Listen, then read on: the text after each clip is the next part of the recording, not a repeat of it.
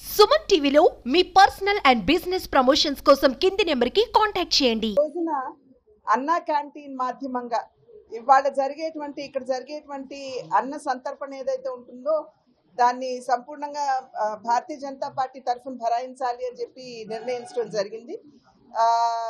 అన్ని దానాల్లో కన్నా అన్నదానం చాలా ప్రధానం అని చెప్పి అందరూ అంటారు.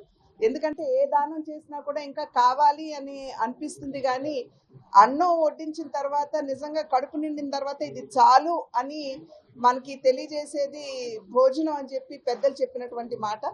కనుక దాన్ని పురస్కరించుకుని నరేంద్ర మోడీ గారి జన్మదినాన ఇవాళ ఇక్కడ జరిగేటువంటి ఈ భోజన వ్యవస్థ ఏదైతే ఉందో దానికి అయ్యేటువంటి ఖర్చు వాళ్ళంతా కూడా భారతీయ జనతా పార్టీ తరఫున మేము భరిస్తాము.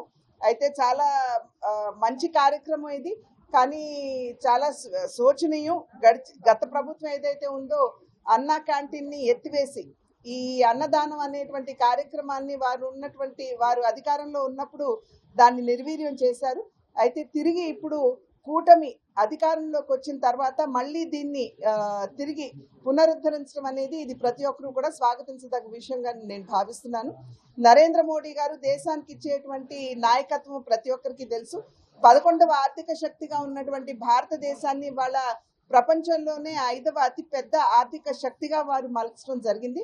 రాబోయే 5 సంవత్సరాల కాలంలో వారు తిరిగి 3వ అతిపెద్ద ఆర్థిక శక్తిగా మలచడానికి వారు చేస్తున్నటువంటి ప్రయత్నం.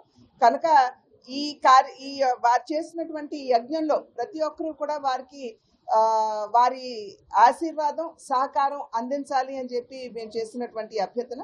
అదేవిధంగా భారతీయ జనతా పార్టీ సభ్యత్వ నమోదు కార్యక్రమాన్ని పెద్ద ఎత్తున సెప్టెంబర్ 2వ తారీఖు నుండి అక్టోబర్ నెల చివరి వరకు కూడా చేస్తుంది.